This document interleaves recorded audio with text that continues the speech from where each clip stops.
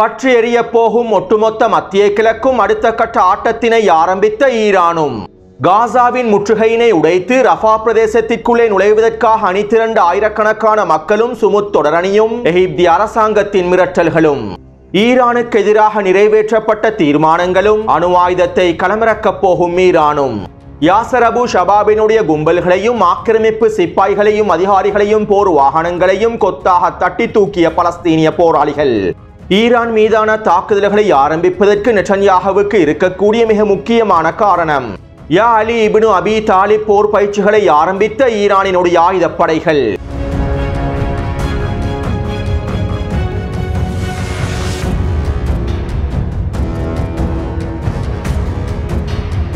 நேற்றிரவிலிருந்து ஒட்டுமொத்த மத்திய கிழக்கு முழுவதும் உச்சக்கட்ட பதற்ற நிலைமை ஏற்பட்டுள்ளது. நேற்றிரவு நடைபெற்ற ஊடக சந்திப்பின் போது அமெரிக்காவின் பாதுகாப்பு செயலாளர் இவ்வாறு தெரிவித்தார். ஈரான் ரகசியமாக அணு ஆயுதத்தை போன்ற அமைப்புகளை உருவாக்கி வருகின்றது. இதற்கான எல்லாவிதமான சமிஞ்ஞைகளும் வெளிப்படுத்தப்பட்டு வருகின்றன என்று அமெரிக்காவின் பாதுகாப்பு செயலாளர் தெரிவித்திருந்தார். இதைத் தொடர்ந்து அமெரிக்காவின் வெளியுறவுத்துறை அமைச்சகம் அதிரடியாக ஈராக் நாட்டிற்கான லெவல் 4 எச்சரிக்கைகளை வெளியிட்டிருந்தது. ஈராக் நாட்டிற்குள்ளே இருக்கக்கூடிய அத்தியாவசிய மற்ற ஊழியர்களும் அவர்களுடைய குடும்ப உறுப்பினர்களும் சிப்பாய்களுடைய அதிகாரிகளுடைய குடும்ப உறுப்பினர்களும் அவசரமாக ஈராக்கில் இருந்து வெளியேறிவிட வேண்டும் என அமெரிக்காவின் வெளியுறவுத்துறை அமைச்சகம் கட்டளையிட்டது. மேலும் யாரும் ஈராக்குக்கு விஜயம் செய்யக்கூடாது என்றும் அமெரிக்காவின் வெளியுறவுத்துறை அமைச்சகம் தெரிவித்தது. மேலும் இந்த கட்டளைக்கு அமைவாக ஈராக்கில் இருக்கக்கூடிய அத்தியாவசியமற்ற அமெரிக்க ஊழியர்கள் அவசரமாக வெளியேறி இருப்பதாகவும் தெரிவிக்கப்படுகின்றது. இதைத் தொடர்ந்து அமெரிக்கா, குவைத், பஹ்ரைன் என ஒட்டுமொத்த மத்திய கிழக்கு பிராந்தியத்திலும் இருக்கக்கூடிய அத்தியாவசியமற்ற ஊழியர்களும் குடும்ப உறுப்பினர்களும் முழுமையாக வெளியேறிவிட வேண்டும் என, அதுவும் அவசரமாக வெளியேறிவிட வேண்டும் என அமெரிக்காவின் வெளியுறவுத்துறை அமைச்சகம் கட்டளைகளையும் எச்சரிக்கைகளையும் பிறப்பித்திருந்தது. இதைத் தொடர்ந்து அமெரிக்கா ஈராக்கினுடைய அன்பார் பிரதேசத்திலே போர் விமானங்களை களமிறக்கியிருந்தது. ஈராக் ஈரான் எல்லை பிரதேசங்களை கண்காணிப்பதற்காகவும் உளவு தகவல்களை பெற்றுக் கொள்வதற்காகவுமே அமெரிக்காவின் போர் விமானங்கள் களமிறக்கப்பட்டிருந்தன. இவ்வாறு அமெரிக்காவின் போர் விமானங்கள் களமிறக்கப்பட்டதும் ஈரானிய தரப்பினர் ஈராக்கிய எல்லை பிரதேசத்திலே GPS தடைகளை செயற்படுத்தினார்கள். ஈரானிய எல்லை பிரதேசம் முழுவதும் GPS தடைகள் செயற்படுத்தப்பட்டிருந்தன. இதனால் ஈராக்கினூடான விமான போக்குவரத்துகளும் முழுமையாக தடைப்பட்டிருந்தன. அத்தோடு அமெரிக்கா மத்திய கிழக்கு பிராந்தியத்தில் இருக்கக்கூடிய அனைத்து அமெரிக்க தளங்களையும் உச்ச எச்சரிக்கையில் வைத்திருந்தது. நாங்கள் எங்களுடைய மத்திய கிழக்கு நண்பர்களோடு ஒன்றிணைந்து அமெரிக்க தளங்களை உச்ச எச்சரிக்கையில் வைத்திருக்கின்றோம் என அமெரிக்காவின் மத்திய கட்டளை தளமும் அறிவித்திருந்தது. அதிலும் குறிப்பாக கத்தாரில் இருக்கக்கூடிய மிகப்பெரிய அமெரிக்க விமான கட்டளை தளத்தையும் பஹ்ரைனில் இருக்கக்கூடிய கடற்படை விமான கட்டளை தளத்தையும் அமெரிக்காவானது உச்செச்சரிக்கையில் வைத்திருந்தது. ஈரானுக்கு எதிரான தாக்குதல்களை மேற்கொள்வதற்கும் ஈரானினுடைய தாக்குதல்களை தடுத்து நிறுத்துவதற்கும் பஹ்ரைன் மற்றும் கத்தாரில் இருக்கக்கூடிய அமெரிக்க இராணுவ தளங்கள் அமெரிக்காவுக்கு மிக முக்கியமானதாகும். இதனாலேயே குறித்த விமான கட்டளை தளங்கள் உச்செச்சரிக்கையில் வைக்கப்பட்டிருந்தன. அது மட்டுமல்லாமல் சவுதி அரேபியாவின் விமான கட்டளை தளத்திலிருந்து எரிபொருள் நிரப்பக்கூடிய டேங்கர் போர் விமானங்களையும் அமெரிக்காவானது கத்தாரி அமெரிக்க இராணுவ தளத்திலே களமிறக்கியது. மேலும் இவை அனைத்தும் தயார் நிலையில் இருக்க வேண்டும் என்றும் தெரிவிக்கப்பட்டிருந்தது. இந்த தயார்படுத்தல்களை தொடர்ந்து ஈரான் மற்றும் ரஷ்யாவின் சைபர் குழுக்கள் களமிறங்கின. மத்திய கிழக்கு பிராந்தியம் முழுவதும் இருக்கக்கூடிய விமான கண்காணிப்பு அமைப்புகளை குறிவைத்து சைபர் தாக்குதல்களையும் ஆரம்பித்தார்கள். இதன் விளைவாக ஜோர்டான், சவுதி அரேபியா, குவைத் மற்றும் கத்தார் ஆகிய நாடுகளின் அரச வலைத்தளங்கள் முழுமையாக முடக்கப்பட்டன. அதிலும் குறிப்பாக சவுதி அரேபியாவின் பாதுகாப்பு அமைச்சகத்தின் ஒட்டுமொத்த வலைத்தளங்களும் முழுமையாக முடக்கப்பட்டன. இவ்வாறு சைபர் தாக்குதல்களை மேற்கொண்டு குறித்த நாடுகளில் இருக்கக்கூடிய விமான கண்காணிப்பு அமைப்புகளை முடக்கினால் ஈரானுக்கு எதிராக தாக்குதல்களை மேற்கொள்ள வரும் போர் விமானங்களுக்கு அது ஒரு மிகப்பெரிய தடையாகவும் மாறும். எனவே போர் விமானங்களின் உள்நுழைவை தடுத்து நிறுத்துவதற்காகவே ஈரானின் ஃபட்டமியோன் சைபர் குழுவும் ரஷ்யாவின் சைபர் குழுக்களும் ஒன்றிணைந்து இந்த சைபர் தாக்குதல்களை மேற்கொண்டிருந்தார்கள். அத்தோடு அமெரிக்கா பாரசீக வளைகுடா பிரதேசத்தினூடாக செல்லக்கூடிய அனைத்து அமெரிக்க கப்பல்களுக்கும் எச்சரிக்கைகளை வெளியிட்டது. பாரசீக வளைகுடா பிரதேசத்தினூடாக அமெரிக்க கப்பல்கள் பயணிக்க கூடாது என்றும் பாரசீக வளைகுடா பிரதேசத்தினூடாக எச்சரிக்கையாக பயணிக்க வேண்டும் என்றும் கட்டளைகளை பிறப்பித்திருந்தது. மேலும் பிரித்தானியாவின் கடல்சார் வர்த்தக அமைப்பும் எச்சரிக்கைகளை வெளியிட்டிருந்தது. மேலும் ஈரானோடு நடைபெற இருந்த இறுதிக்கட்ட பேச்சுவார்த்தைகள் நடைபெறாது என்றும் இந்த இறுதிக்கட்ட பேச்சுவார்த்தைகள் நடைபெறுவதற்கான வாய்ப்புகள் குறைவாகவே காணப்படுகின்றது என்றும் அமெரிக்க அதிகாரிகளும் கருத்துக்களை வெளியிட்டிருந்தார்கள். அத்தோடு அமெரிக்காவின் இந்த எச்சரிக்கைகளுக்கு அமைவாக ஈரானும் அதனுடைய படைகளை உச்ச எச்சரிக்கையிலேயே வைத்திருந்தது. ஈரானினுடைய ஒட்டுமொத்த வான் பாதுகாப்பு அமைப்புகளும் தயார் நிலையில் வைக்கப்பட்டிருந்தன. அத்தோடு அமெரிக்கா உடனடியாக தாக்குதல்களை மேற்கொள்ளாது என்றும் ஈரானை மிரட்டுவதற்காகவே இவ்வாறான செயற்பாடுகளை மேற்கொள்கின்றது என்றும் ஈரானிய தரப்பினருக்கு நன்றாகவே தெரியும். மேலும் இதனை உறுதிப்படுத்தும் வகையில் ஈரானினுடைய தலைமை அதிகாரிகள் இவ்வாறு தெரிவித்திருந்தார்கள். இறுதிக்கட்ட பேச்சுவார்த்தைகளுக்கு முன்பு ஈரானை பயமுறுத்துவதற்காகவும் ஈரானுக்கு எதிரான அழுத்தங்களை அதிகரிப்பதற்காகவும் இந்த அழுத்தங்களின் மூலமாக எப்படியாவது இறுதிக்கட்ட பேச்சுவார்த்தைகளில் ஈரானை அடிபணிய வைப்பதற்காகவுமே அமெரிக்கா இவ்வாறான எச்சரிக்கைகளையும் செயற்பாடுகளையும் மேற்கொண்டுள்ளது என ஈரானினுடைய தலைமை அதிகாரிகள் தெரிவித்துள்ளார்கள். அதாவது அமெரிக்கா ஈரான் மீதான தாக்குதல்களை ஆரம்பிக்க போவதாக பயமுறுத்தி இறுதிக்கட்ட பேச்சுவார்த்தைகளில் ஈரானை சரணடைய வைப்பதற்காகவே இவ்வளவு வேலை திட்டங்களையும் நேற்றிரவில் இருந்து மேற்கொண்டுள்ளது. ஆனால் அமெரிக்காவின் இந்த எச்சரிக்கைகளும் பயமுறுத்தல்களும் ஒரு பொழுதும் ஈரானிடம் செல்லாது. அமெரிக்காவினுடைய இந்த எச்சரிக்கைகளை தொடர்ந்து ஈரானினுடைய பாதுகாப்பு அமைச்சர் இவ்வாறு தெரிவித்திருந்தார். நீங்கள் ஈரானுக்கு எதிரான போரை ஆரம்பித்தால் ஒட்டுமொத்த மத்திய கிழக்கும் பற்றி எரியும். இந்த போரிலே நிச்சயமாக எங்களுக்கு இழப்புகள் ஏற்படும். ஆனால் எங்களை விட அதிகளவான இழப்புகளை அமெரிக்காவே சந்திக்கும். மத்திய கிழக்கு பிராந்தியத்தில் இருக்கக்கூடிய ஒவ்வொரு அமெரிக்க தளத்தையும் நாங்கள் முழுமையாக தரைமட்டமாக்குவோம். மத்திய கிழக்கு பிராந்தியத்திலிருந்து அமெரிக்கா முழுமையாக வெளியேற்றப்படும் வரை எங்களுடைய தாக்குதல்களை தொடருவோம். கடந்த 2 வாரங்களுக்கு முன்பு தான் 2000 கிலோகிராம் வார்ஹெட்டை கொண்டிருக்கக்கூடிய மிக முக்கியமான ஏவுகணையை நாங்கள் பரிசோதனை செய்து பார்த்தோம். எனவே நாங்கள் அனைத்திற்கும் தயாராகவே இருக்கின்றோம் என ஈரானினுடைய பாதுகாப்பு அமைச்சர் தெரிவித்தார். இதைத் தொடர்ந்து ஈரானினுடைய ஜனாதிபதி மசூத் பெஜஷ்கியான் அவர்கள் இவ்வாறு தெரிவித்தார். எல்லாவற்றையும் அகற்ற வேண்டும் என அமெரிக்கா ஏன் ஈரானிடம் சொல்கின்றது? இந்த முறை நாங்கள் ஒரு பொழுதும் ஏமாறப் போவதில்லை. நாங்கள் பாதுகாப்பற்றவர்களாக இருக்க வேண்டும் என்பதனையே அவர்கள் விரும்புகின்றார்கள். நாங்கள் பாதுகாப்பற்றவர்களாக இருந்தால்தான் இஸ்ரேலிய ஆக்கிரமிப்பினால் எங்களுடைய தலைகளுக்கு மேலால் குண்டுகளை வீச முடியும். இருப்பினும் நாங்கள் இந்த தடவை ஒரு பொழுதும் ஏமாறப் போவதில்லை என ஈரானினுடைய ஜனாதிபதி மசூத் பெஜஷ்கியான் அவர்கள் தெரிவித்துள்ளார்.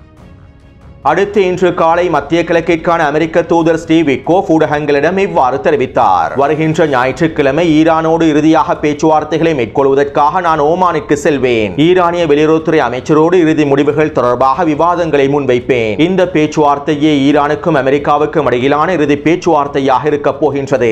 ஈரான் ஒரு பொழுதும் யுரேனியம் செறிவூட்டலை தொடர முடியாது. ஈரான் அணு ஆயுதத்தினை பெறவே முடியாது. அணுசக்தி திறன்களை கொண்டிருக்கக்கூடிய ஈரான் இஸ்ரேலுக்கு மிகப்பெரிய அச்சுறுத்தலாகவே இருக்கு. மேலும் அமெரிக்காவுக்கும் சுதந்திர மக்களுக்கும் ஈரான் மிகப்பெரிய அச்சுறுத்தலாகவே இருக்கின்றது. ஈரானினுடைய இந்த ஆபத்தை நீக்குவதற்கு நாங்கள் ஒற்றுமையாக ஒன்றுபட்டு செயற்பட வேண்டும். நாங்கள் நிச்சயமாக இதற்கு எதிராக உறுதியாகவே இருப்போம். ஜனாதிபதி டொனால்ட் ட்ரம்ப் யூத மக்களின் உண்மையான நண்பராகவே இருக்கின்றார். ஜனாதிபதி டொனால்ட் ட்ரம்ப் அமெரிக்காவின் ஜனாதிபதியாக மாத்திரமல்லாமல் இஸ்ரேலினுடைய பிரதமராகவும் ஒரே நேரத்தில் செயற்படுவார் என அமெரிக்க தூதர் ஸ்டீவ் விட்கோஃப் தெரிவித்துள்ளார். அடுத்து இன்றைய தினம் வியன்னாவிலே ஈரானுக்கு எதிரான தீர்மானம் நிறைவேற்றப்பட்டது. பிரான்சும் பிரித்தானியாவும் ஜெர்மனியும் ஒன்றிணைந்து சர்வதேச அணுசக்தி நிறுவனத்தினை பயன்படுத்தி ஈரானுக்கு எதிராக இந்த தீர்மானத்தை முன்வைத்திருந்தார்கள். இவை தொடர்பாக நேற்றைய காணொலியிலும் தெளிவாக குறிப்பிட்டிருந்தேன். மேலும் இந்த தீர்மானத்திற்கான வாக்கெடுப்புகள் இன்று காலையிலேயே வியன்னாவில் நடைபெற்றது. இந்த வாக்கெடுப்பானது அதிக வாக்குகளால் வெற்றி பெற்று ஈரானுக்கு எதிரான தீர்மானம் நிறைவேற்றப்பட்டுள்ளது. அதாவது ஈரானினுடைய அணுசக்தி கட்டமைப்பானது சர்வதேச பாதுகாப்பு கட்டமைப்புக்குள்ளே இணங்கவில்லை என்று ஈரானுக்கு எதிராக தீர்மானத்தை நிறைவேற்றியுள்ளார்கள். இந்த தீர்மானத்திற்கான வாக்கெடுப்பில் 19 நாடுகள் ஆதரவாக வாக்களித்துள்ளன. 11 நாடுகள் வாக்கெடுப்பிலே பங்கு பெற்றவில்லை. மேலும் ரஷ்யாவும் சீனாவும் இப்ராஹிம் சோரேயின் புர்கினோ ஃபாசோ நாடும் குறித்த தீர்மானத்திற்கு எதிராக வாக்களித்தார்கள். மேலும் ஈரான் சர்வதேச சட்டங்களை மீறி எந்தவிதமான வேலை திட்டங்களையும் முன்னெடுக்கவில்லை என்றும் சர்வதேச பாதுகாப்பு கட்டமைப்புக்குள்ளேயே ஈரான் அனைத்து விதமான வேலை திட்டங்களையும் முன்னெடுக்குகின்றது என்றும் ரஷ்யாவும் சீனாவும் புர்கினோ ஃபாசோவும் தங்களுடைய கருத்துக்களையும் வெளியிட்டிருந்தார்கள்.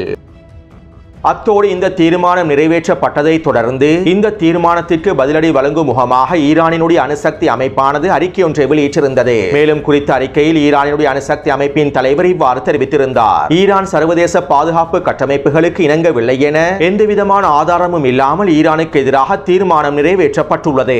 அமெரிக்காவும் பிரான்சும் ஜெர்மனியும் பிரித்தானியாவும் சர்வதேச அணுசக்தி நிறுவனமும் ஒன்றிணைந்து தங்களுடைய அரசியல் காய் நகர்த்தல்களுக்காக இந்த தீர்மானத்தினை நிறைவேற்றியுள்ளார்கள். ஒரு பொழுதும் நாங்கள் இந்த குற்றச்சாட்டுக்களை ஏற்றுக்கொள்ளப் போவதில்லை. மேலும் நாங்கள் இதற்கு பதிலடியாக சில முடிவுகளையும் எடுத்திருக்கின்றோம். இவ்வளவு நாளாக நாங்கள் ஈரானில் 2 யுரேனியம் செறிவூட்டல் மையங்களையே அமைத்திருந்தோம். ஆனால் இந்த தீர்மானத்திற்கு பிறகு 3வது நாங்கள் இன்னும் ஒரு யுரேனியம் செறிவூட்டல் மையத்தையும் அமைக்கப் போகின்றோம். யுரேனியம் செறிவூட்டலை முடக்குவதற்காகவே நீங்கள் இந்த தீர்மானத்தினை நிறைவேற்றினீர்கள். ஆனால் நாங்கள் இதற்கு பிறகு எங்களுடைய யுரேனியம் செறிவூட்டலை பல மடங்கினால் அதிகரிக்கப் போகின்றோம். எந்த விதமான எல்லையும் இல்லாமல் நாங்கள் எங்களுடைய யுரேனியம் செறிவூட்டலை அதிகரிக்கப் போகின்றோம். அது மட்டுமல்ல மட்டுமல்லாமல் எங்களிடம் இருக்கக்கூடிய முதலாம் தலைமுறை மைய விளக்குகளை மாற்றி புதிய நவீன மேம்படுத்தப்பட்ட 6ஆம் தலைமுறை மைய விளக்குகளையும் களமிறக்கப் போகின்றோம். அது மட்டுமல்லாமல் சர்வதேச அணுசக்தி நிறுவனத்துடனான உறவுகளையும் நாங்கள் முழுமையாக முறித்துக் கொள்ளப் போகின்றோம் என ஈரானினுடைய அணுசக்தி நிறுவனத்தினுடைய தலைவர் தெரிவித்துள்ளார். அதாவது யுரேனியம் செறிவூட்டலை பூஜ்ஜியமாக்குவதற்காகவே அமெரிக்காவும் ஐரோப்பிய நாடுகளும் ஈரானுக்கு எதிரான இந்த தீர்மானத்தினை மேற்கொண்டன.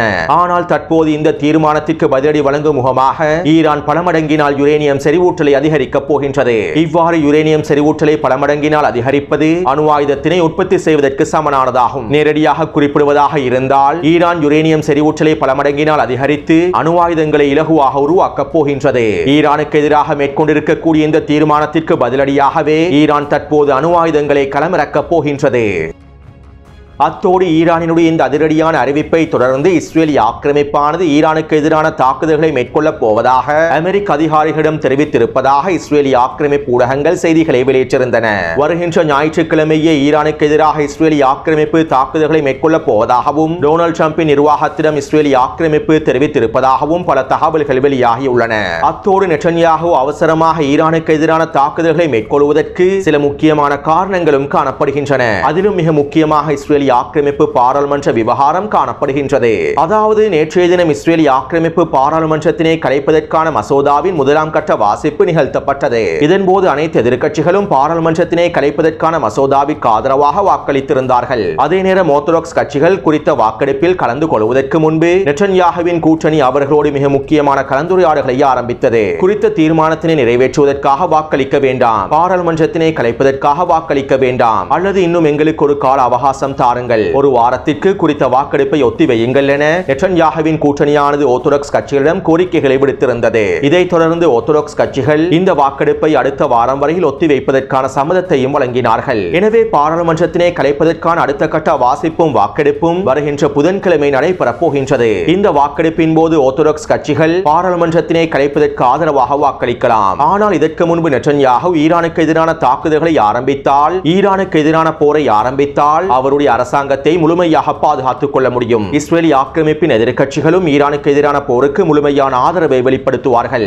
எனவே தற்போதைய சூழ்நிலையில் நெட்டன்யாஹுவின் பதவியை தக்க வைத்துக் கொள்வதற்காகவும் பாராளுமன்றம் கலைக்கப்படுவதை தடுத்து நிறுத்துவதற்காகவும் நெட்டன்யாஹுவிடம் இருக்கக்கூடிய இறுதி அட்டையாகவே ஈரானுக்கு எதிரான தாக்குதல்கள் காணப்படுகின்றன. எனவே பெரும்பாலும் இஸ்ரேலிய ஆக்கிரமிப்பு இனி வரக்கூடிய நாட்களில் ஈரானுக்கு எதிரான தாக்குதல்களை மேற்கொள்வதற்கான வாய்ப்புகள் அதிகமாகவே இருக்கின்றன. ஈரானும் அமெரிக்காவின் நிபந்தனைகளுக்கு கட்டுப்படாததனால் இஸ்ரேலிய ஆக்கிரமிப்பினை பயன்படுத்தி ஈரானுக்கு எதிரான போரை ஆரம்பிப்பதற்கும் டொனால்ட் ட்ரம்பின் நிர்வாகமும் தயாராகவே இருக்கின்றது. அத்தோடு ஈரானும் முழுமையாக தயாராகவே இருக்கின்றது.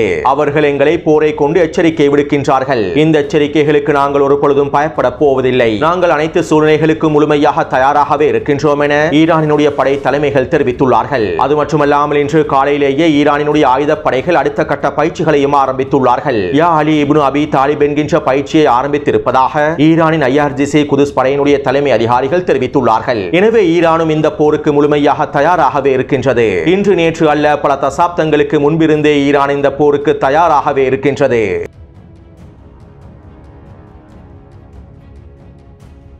ஃப்ரீடம் ஃப்ளோட்டிலா நிறுவனத்தின் மெட்லின் கப்பலை தொடர்ந்து அல்ஜீரியா மற்றும் தூனிசியா நாட்டில் இருக்கக்கூடிய பலஸ்தீனிய ஆதரவாளர்களும் சமூக செயற்பாட்டாளர்களும் ஒன்றிணைந்து காசாவை நோக்கி ஒரு தொடரணியை ஆரம்பித்திருந்தார்கள். சாதாரணமாக 9 பேருந்துகளோடும் வண்டிகளோடும் ஆரம்பிக்கப்பட்ட இந்த தொடரணியானது தற்போது மிகப்பெரிய மக்கள் அலையாக மாறியுள்ளது.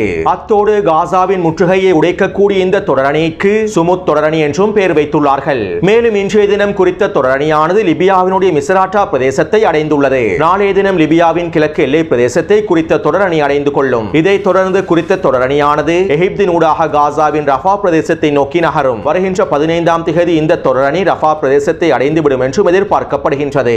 அத்தோடு இந்த தொடரணி எகிப்திற்குள்ளே நுழைந்ததும் எகிப்திலிருந்து ரஃபா பிரதேசத்தை நோக்கி செல்வதற்காக ஆயிரக்கணக்கான எகிப்திய மக்கள் தயாராகி வருகின்றார்கள். குறித்த தொடரணியோடு மிகப்பெரிய மக்கள் அலையொன்றை ஏற்படுத்தி ரஃபா பிரதேசத்தை நோக்கி விரைந்து காசாவின் முற்றுகையினை உடைப்பதற்கே இவர்கள் திட்டமிட்டுள்ளார்கள். இப்படியான நிலைமையில் இஸ்ரேலிய ஆக்கிரமிப்பின் அமைப்பின் பாதுகாப்பு அமைச்சர் இவ்வாறு தெரிவித்துள்ளார். எகிப்திலிருந்து காசாவை நோக்கி தீவிரவாதிகள் தொடரணியாக வருகின்றார்கள். இந்த தொடரணிகளை தடுத்து நிறுத்துவதற்காக இஸ்ரேலிய ராணுவத்திற்கு நான் கட்டளையிட்டுள்ளேன். மேலும் இந்த தொடரணியை தடுத்து நிறுத்துவதற்கு எகிப்திய அரசாங்கம் எல்லாவிதமான வேலை திட்டங்களையும் மேற்கொள்ளும் என நாங்கள் எதிர்பார்க்கின்றோம் என இஸ்ரேலிய ஆக்கிரமிப்பின் பாதுகாப்பு அமைச்சர் தெரிவித்திருந்தார். இதைத் தொடர்ந்து எகிப்தினுடைய அரசாங்கம் குறித்த தொடரணியை முடக்குவதற்காக பல்வேறுபட்ட வேலை திட்டங்களை ஆரம்பித்துள்ளது. குறித்த தொடரணியில் இணைந்து கொள்வதற்காக ஐரோப்பிய நாடுகளிலும் இருந்தும் அதிகளவான மக்கள் எகிப்தினுடைய விமான நிலையங்களுக்கு வருகை தந்துள்ளார்கள். இருப்பினும் எகிப்திய அரசாங்கம் இவர்களை திருப்பி அனுப்பியுள்ளது. மேலும் எகிப்திற்குள்ளே நுழையக்கூடியவர்களை தடுத்து நிறுத்துவதற்காக எல்லாவிதமான வேலை திட்டங்களை மேற்கொண்டு வருவதாகவும் எகிப்தில் இருக்கக்கூடிய மக்கள் சினாய் பிரதேசத்தினூடாக பயணிப்பதற்கான தடை உத்தரவுகளை எகிப்திய அரசாங்கம் பிறப்பித்து வருவதாகவும் தெரிவிக்கப்படுகின்றது.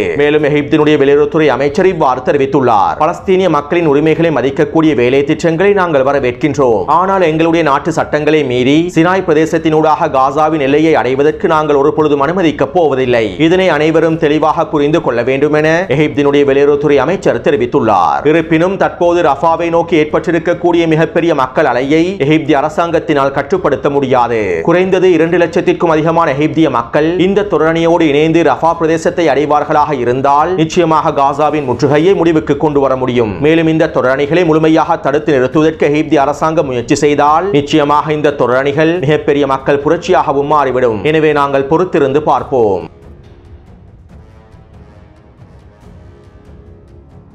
நேற்றிரவு கான் யூனிஸின் கிழக்கு பிரதேசத்திலே யாசர் அபு ஷபாபினுடைய பயங்கரவாத கும்பல்களுக்கு எதிராக பலஸ்தீனிய போராளிகள் உச்சக்கட்ட தாக்குதல்களை மேற்கொண்டிருந்தார்கள். கிட்டத்தட்ட 15க்கும் அதிகமான பயங்கரவாதிகளை குறித்த பிரதேசத்திலே அளித்திருந்தார்கள். இதைத் தொடர்ந்து கைது செய்த 5 பயங்கரவாதிகளை கான் யூனிஸின் யஹ்யா சின்வர் அவர்களுடைய வீட்டிற்கு முன்னால் மக்கள் மத்தியில் தூக்கிலிட்டுள்ளார்கள். யாசர் அபு ஷபாபினுடைய பயங்கரவாத கும்பலோடு இணைந்து கொள்ளக்கூடிய ஒவ்வொரு நபருக்கும் இந்த நிலைமை தான் ஏற்படும் என்பதனை வெளிப்படையாக அறிவித்துள்ளார்கள். அது மட்டுமல்லாமல் யாசர் அபு ஷபாபுக்கு மரண தண்டனை வழங்குவதற்கு சம்மதத்தினை யாசர் அபு ஷபாபினுடைய பெற்றோர்கள் பலஸ்தீனிய போராளிகளுக்கு வழங்கி இருப்பதாகவும் தெரிவிக்கப்படுகின்றது. அடுத்து இஸ்ரேலிய ஆக்கிரமிப்பு ராணுவம் கடந்த 24 மணித்தியாலங்களாக காசா முழுவதும் உச்சக்கட்ட வான்வழி தாக்குதல்களை மேற்கொண்டு வருகின்றது. இந்த தாக்குதல்களினால் கடந்த 24 மணித்தியாலங்களுக்குள் 60க்கும் அதிகமான பலஸ்தீனிய மக்கள் இனப்படுகொலை செய்யப்பட்டுள்ளார்கள். அதே நேரம் பலஸ்தீனிய போராளிகளும் தொடர்ச்சியான உச்சக்கட்ட தாக்குதல்களை மேற்கொண்டு வருகின்றார்கள். இதற்கமைவாக அல் கஸாம் படையினர் கான் யூனிஸின் கிழக்கு பிரதேசத்திலே வீடொன்றிற்குள் பதுங்கியிருந்த 15க்கும் அதிகமான சிப்பாய்களை குறிவைத்து தாக்கியுள்ளார்கள். இந்த தாக்குதல்களில் இவர்கள் மொத்தமாக அளிக்கப்பட்டிருப்பதாகவும் இவர்களை மீட்பதற்காக வருகை தந்த படைகளை இலக்கு வைத்தும் யாசின் ஏவுகணை தாக்குதல்கள் மேற்கொள்ளப்பட்டிருப்பதாகவும் தெரிவிக்கப்படுகின்றது. இந்த தாக்குதல்களை தொடர்ந்து அல் கஸாம் படையினர் கான் யூனிஸின் வடக்கு பிரதேசத்திலே வீடொன்றிற்குள் பதுங்கியிருந்த 10க்கும் அதிகமான சிப்பாய்களையும் குறிவைத்து தாக்கியுள்ளார்கள். அடுத்து அல் கஸாம் படையினர் கான் யூனிஸின் கிழக்கு பிரதேசத்திலே யாசின் ஏவுகணையை பயன்படுத்தி 2 மெர்காவா போர்த்தாங்கி வாகனங்களையும் அதனோடு இருக்கக்கூடிய படைகளையும் கொத்தாக தட்டி தூக்கியுள்ளார்கள். எனவே நேற்று மாலை 6 மணியிலிருந்து இன்று மாலை 6 மணி வரையில் கிடைக்கப்பெற்றிருக்கக்கூடிய தகவல்களுக்கு அமைவாக 2 மெர்காவா போர்த்தாங்கி வாகனங்களும் 30க்கும் அதிகமான சிப்பாய்களும் மொத்தமாக அளிக்கப்பட்டுள்ளார்கள். அத்தோடு குறித்த காணொலி தொடர்பான கருத்துக்களை பதிவிடுங்கள். தொடர்ந்து என்னுடன் இணைந்திருங்கள். நன்றி, வணக்கம்.